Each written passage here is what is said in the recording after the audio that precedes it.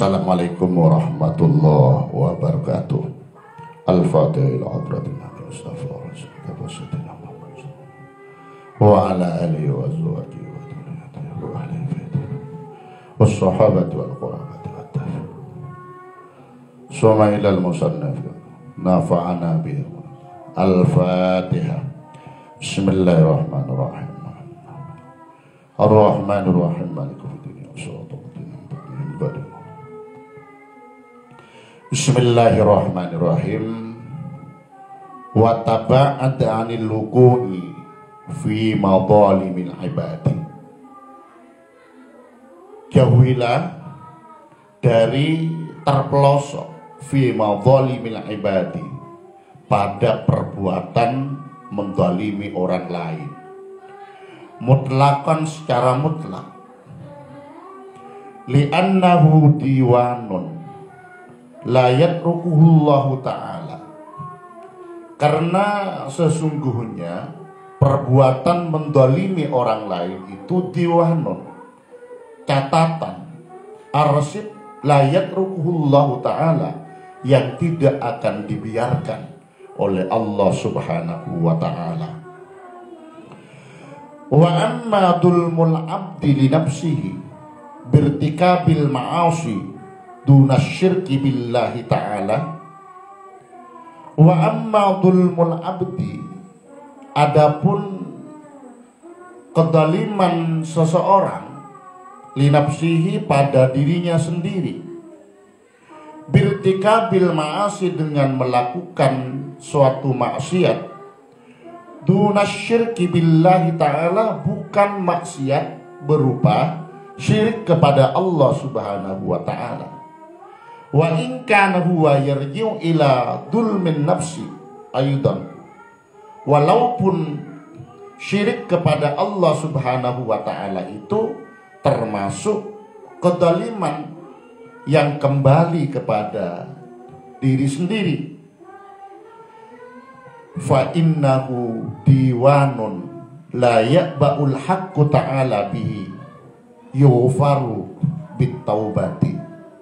Sesungguhnya perbuatan mendalimi diri sendiri itu adalah diwan, catatan atau arsip yang tidak dipedulikan oleh Allah subhanahu wa ta'ala. Yughfaru bitaubati, pelakunya dapat diampuni oleh Allah subhanahu wa ta'ala dengan cara bertobat.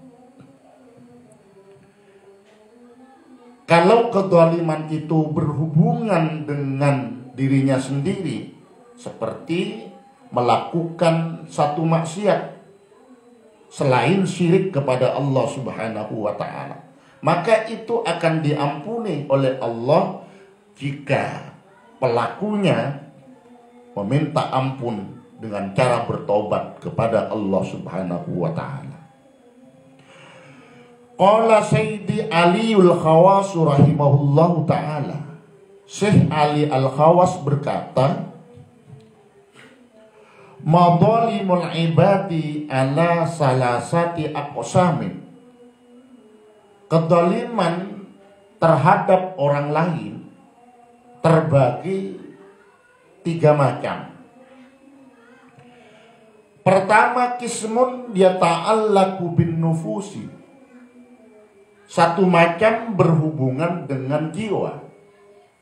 Wa kismun yata'allaku bil amwali, kedua, satu macam yang berhubungan dengan harta.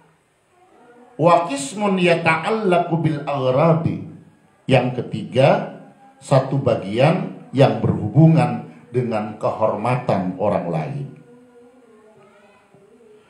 Fa amman nufusu falaha ahkamun adidatun, adapun bagian yang berhubungan dengan jiwa, falaha ahkamun adidatun, adalah memiliki beberapa hukum yang berbeda, ada ketentuan hukum yang berbeda. Fi misli qatlil amdi wal khata'i, di dalam Contoh kasus pembunuhan sengaja dan pembunuhan yang keliru. Wa wujubil qawadi, dan wajibnya qisas, wadiyati dan diat, wal kafarati dan kafarat tebusan, wa ghairi dzalika dan lain dari hal tersebut, mimma huwa madhkurun fi kutubil fikhi, dari beberapa perkara yang dituturkan di dalam beberapa kitab fikih.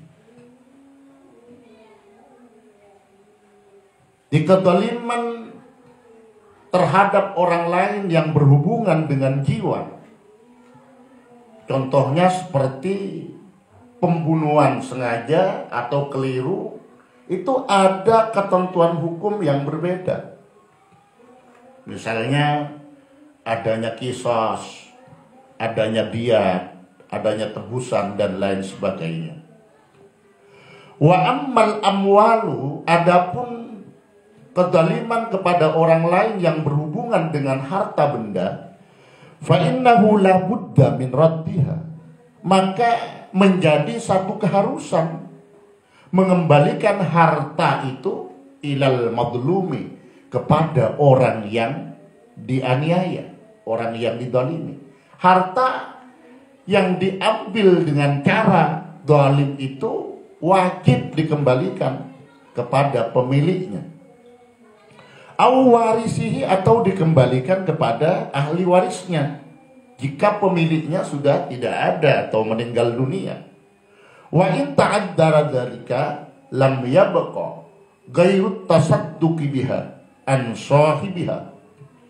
Wa in ta'addara dzalika, jika ada kesulitan dalam hal mengembalikan harta itu,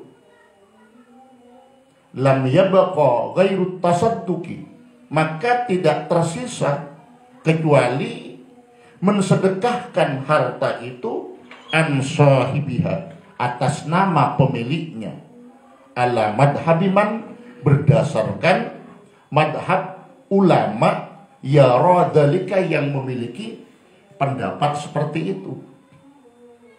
Kalau ada kesulitan, tidak memungkinkan mengembalikan harta itu kepada pemiliknya, maka harta itu diberikan kepada ahli warisnya.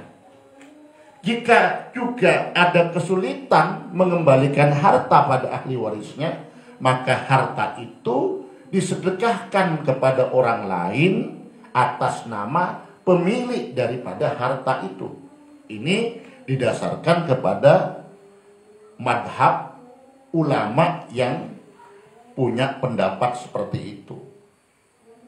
Fa'in ajaza an raddil madalimi,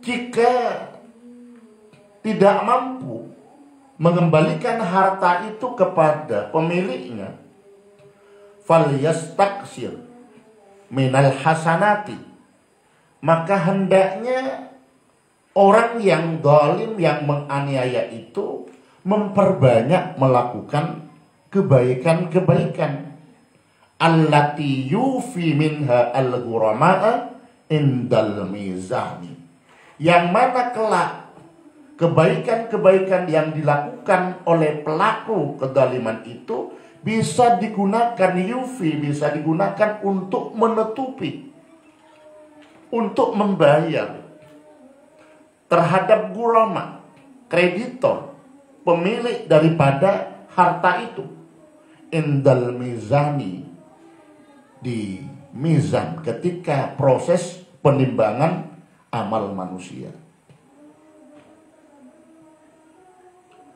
Wa illa, jika tidak falyata'ahad litahammuli asqalil madlumi, maka bersiap-siaplah untuk menanggung beban orang yang terdalimi, wa auzarahu, dan dosa-dosa orang yang terdalimi, yaumal qiyamah, pada hari kiamat. Kalau misalnya dia tidak mampu melakukan banyak kebaikan yang kelak akan menutupi terhadap perilaku zalim berupa mengambil hak orang lain dengan jalan yang tidak dibenarkan, maka bersiap-siaplah yang bersangkutan untuk menanggung dosa-dosa orang yang terzalimi pada hari kiamat. Kama warada fi sahihi, sebagaimana ada keterangan dalam kitab As-Sahih, annaman kanat lahu hasanatun ukhida min hasanatihi, sesungguhnya orang yang punya banyak kebaikan maka diambil darinya kebaikan, wa u'tiya lil madlumi, dan kebaikan itu diberikan kepada orang yang dizalimi. Wa man lam yakun lahu hasanatun, dan bagi orang yang tidak memiliki kebaikan, turiha alaihi min hasanatil madlumi, maka dilemparkan atas orang itu keburukan-keburukan orang yang dizalimi. Wa kutiba lahu kitabun ilan nari, dan dia tercatat sebagai orang yang ahli neraka.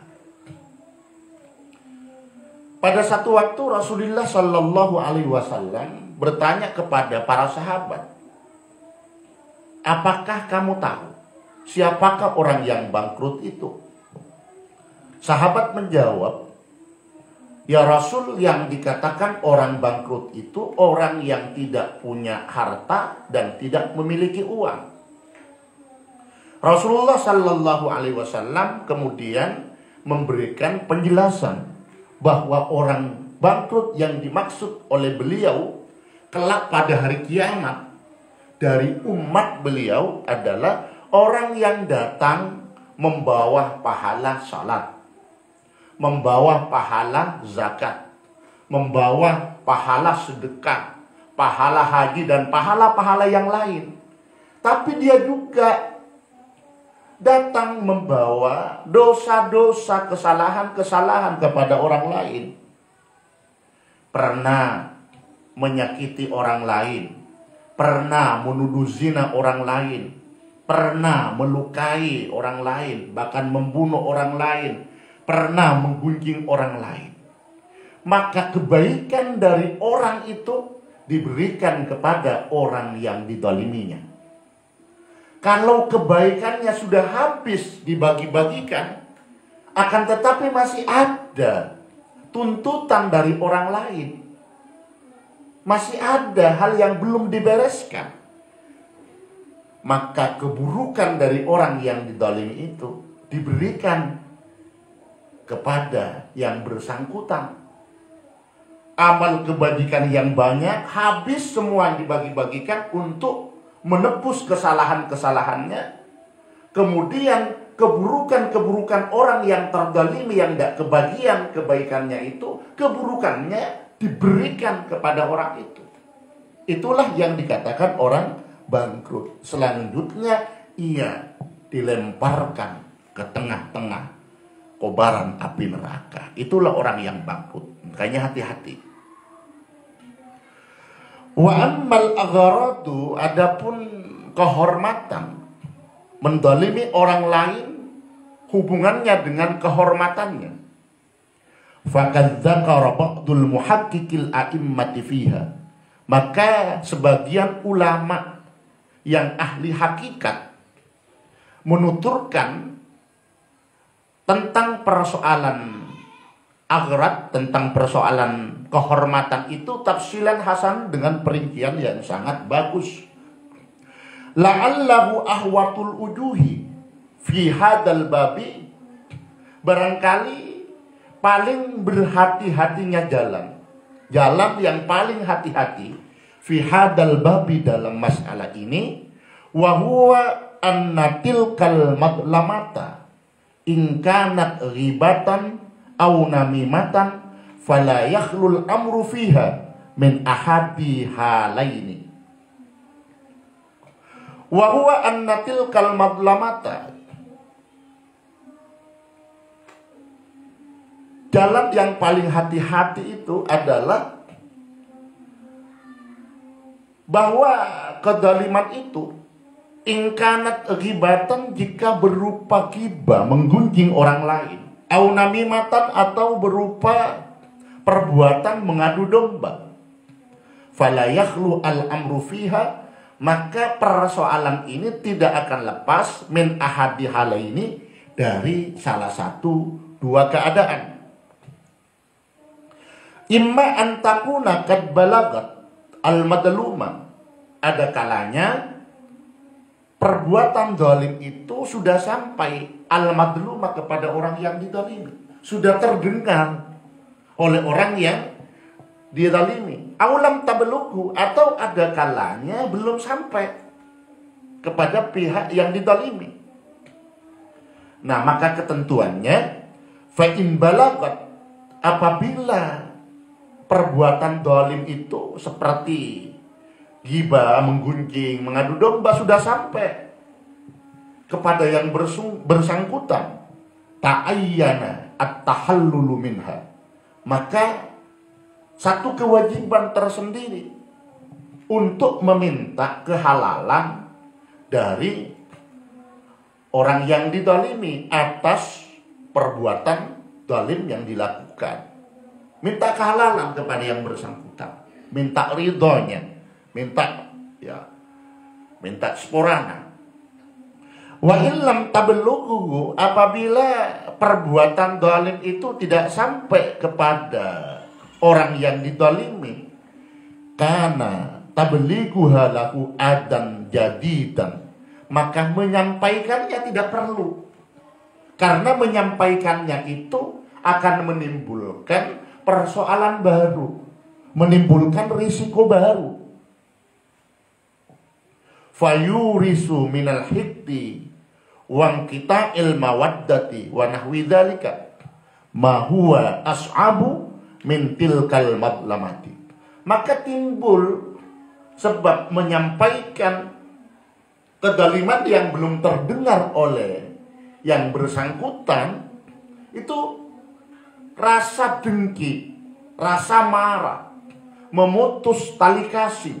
Yang ini ma huwa as'abu min tilkal madlamati, yang lebih rumit, akan timbul masalah lebih rumit dari persoalan kezaliman yang belum didengar itu. Makanya tidak perlu disampaikan, tidak usah diberitahukan. Fattariqu fi dzalika, maka jalan keluar dalam hal ini adalah kasratul istighfari lahu, memperbanyak istighfar untuk orang yang dizalimi. Kita memohonkan ampun kepada Allah Subhanahu wa taala bagi orang yang kita zalimi, orang yang kita gunjing, kita olok-olok, orang yang kita fitnah. Di mana mereka tidak tahu kalau kita fitnah, kalau kita olok-olok, kalau kita gunjing. Kita harus banyak memohonkan ampun bagi orang ini kepada Allah Subhanahu wa taala. Duna tablighi, tidak perlu menyampaikannya, tidak perlu. Wa talabit tahalluli minhu, dan tidak perlu juga meminta kehalalan dari orang yang kita zalimi. Summa la yakhfa 'alaika ya akhi, kemudian tidak samar lagi, sudah terang benderang, wahai saudaraku, anna minad dunubi ma yushbihu amruhu min jihati kaunihi min madhalimin nafsi au madhalimil ibadi. Anna minad dunubi, di antara sekian banyak dosa-dosa, ma yushbihu amruhu, ada satu dosa yang keberadaannya itu sama min jihati kaunihi min madhalimin nafsi au madhalimil ibadi. Apakah dosa itu termasuk perbuatan mendolimi terhadap diri sendiri atau mendolimi terhadap orang lain?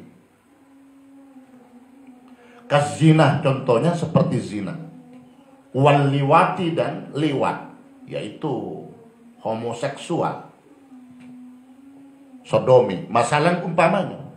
Fa innal amra fi dzalika, maka persoalan fi dzalika dalam masalah itu yahtaju ila tafsilin, masalah itu membutuhkan perincian yang sangat jelas. Liyadhara biwasitati rajaihi as-sawaba, agar tampak nyata ya, satu harapan untuk memperoleh kebenaran, hingga jalan taubatnya itu nanti juga benar. Wa huwa ayyuqala, perincian itu dapat dikatakan in kanal maf'ulu bihi mubtadi'an kanat tilkal madlamatu min madhalimin nafsi. In kanal maf'ulu bihi, kalau sasaran objek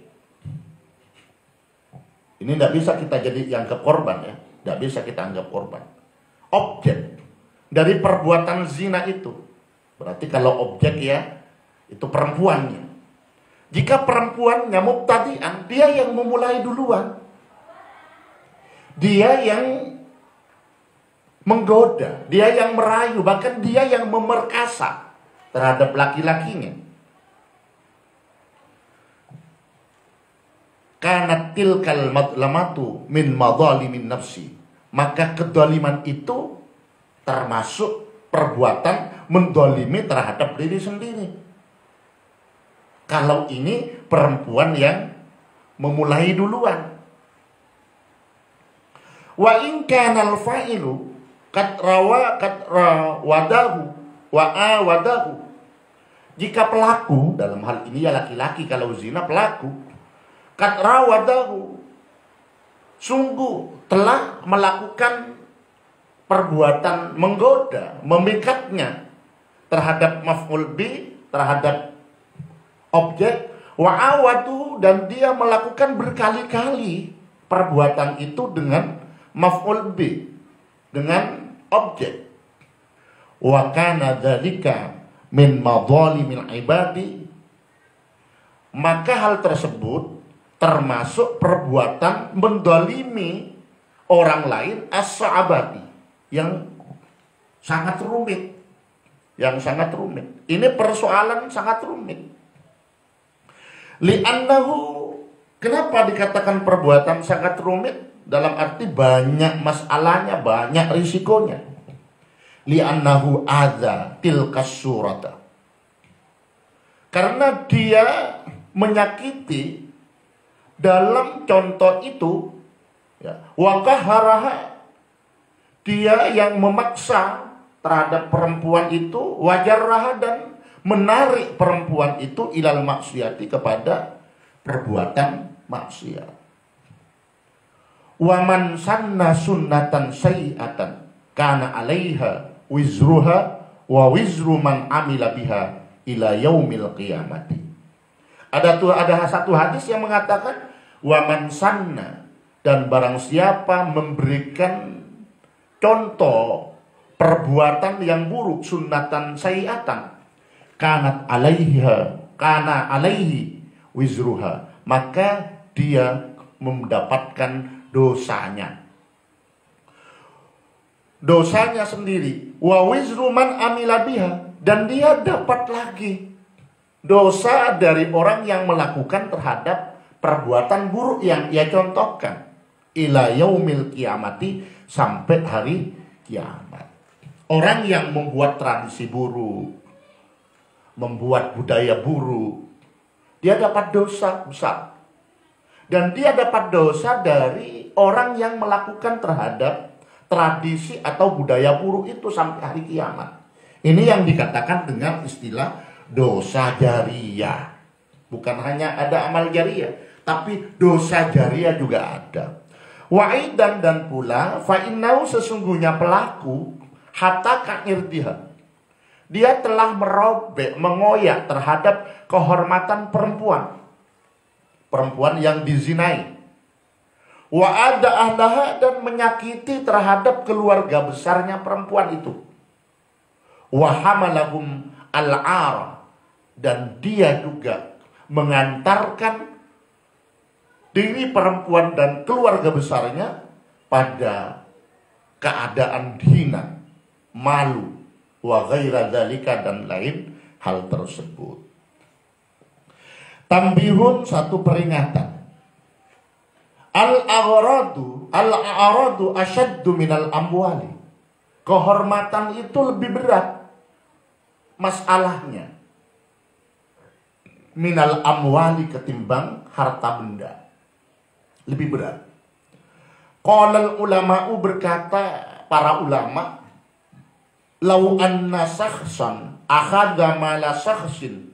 Andai saja seseorang mengambil hartanya orang lain, summa tawarra, kemudian yang mengambil ini setelah itu berperilaku wara, faja'a bihi ba'da mautihi ila warasatihi, kemudian orang yang mengambil ini datang kepada ahli warisnya orang yang hartanya diambil setelah kematiannya. Wa ila jami ahlil ardi, dan dia juga datang kepada seluruh penduduk bumi. Faja'aluhu,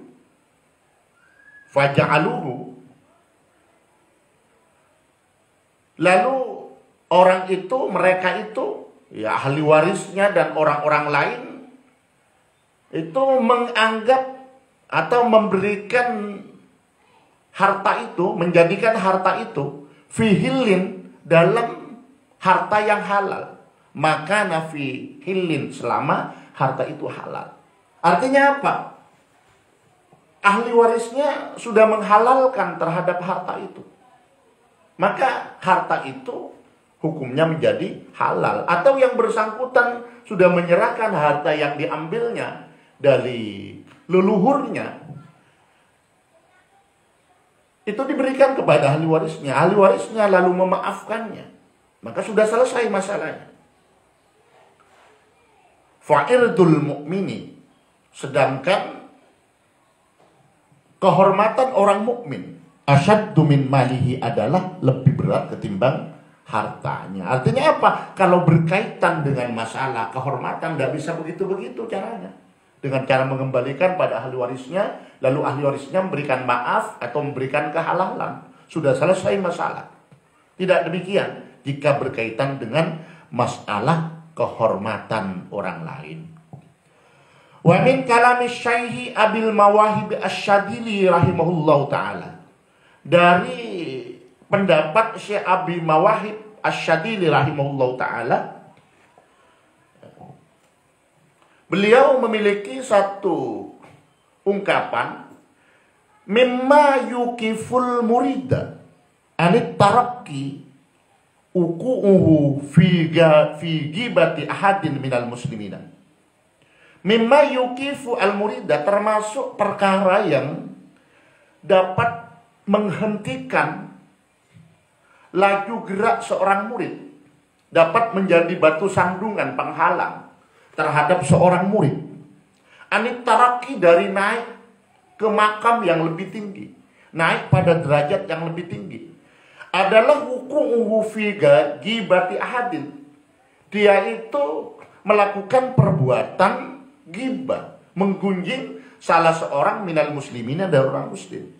Ada seorang murid yang gibah, yang menggunjing, mengolok-olok terhadap orang lain, ini akan menjadi batu sandungan, jadi penghalang dia untuk naik pada makam yang lebih tinggi. Begitu kata Syekh Abil Mawahib Asy-Syadili.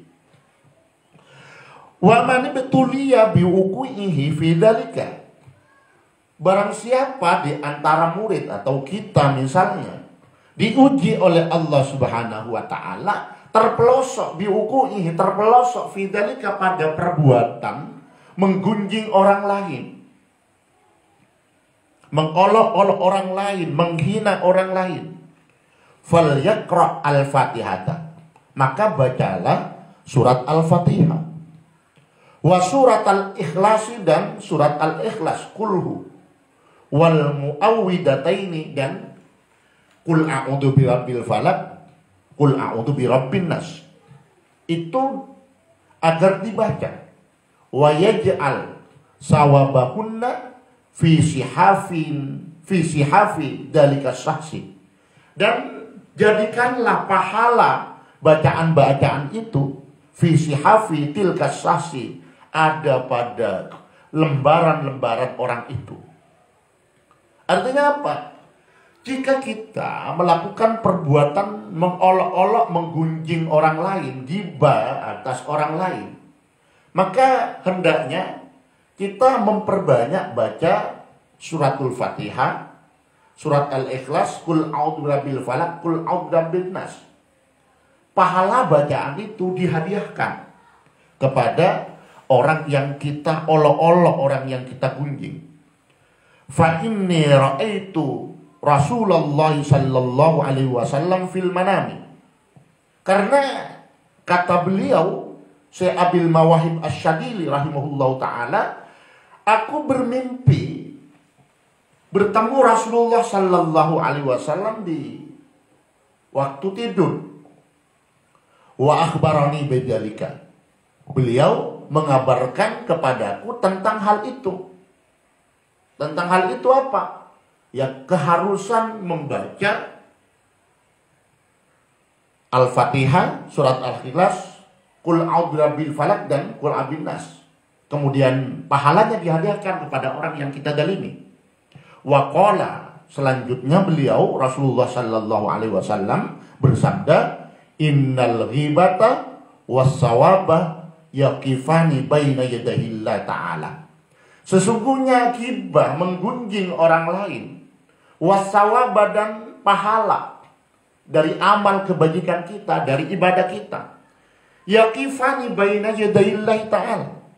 Keduanya sama-sama berdiri menghadap Allah Subhanahu wa ta'ala. Wa arju, mohon maaf ya, yang berkata ini bukan Rasulullah, tapi yang berkata adalah Abil Mawahib Asy-Syadili. Wa arju ayyatawazana, dan aku berharap agar antara dosa ghibah dan pahala dari amal kebajikan itu seimbang. Ketika perbuatan ghibah, dosanya dan pahala dari amal kebajikan kita sama-sama menghadap Allah Subhanahu wa ta'ala, aku, kata beliau, berharap bagaimana dosa dengan pahala itu bisa seimbang. Dosa ghibah yang dilakukan dengan pahala yang dilakukan seimbang. Kalau sudah seimbang berarti ya impas. Akhirnya apa? Tidak ada tuntutan lagi, ancaman siksa kepada yang bersangkutan.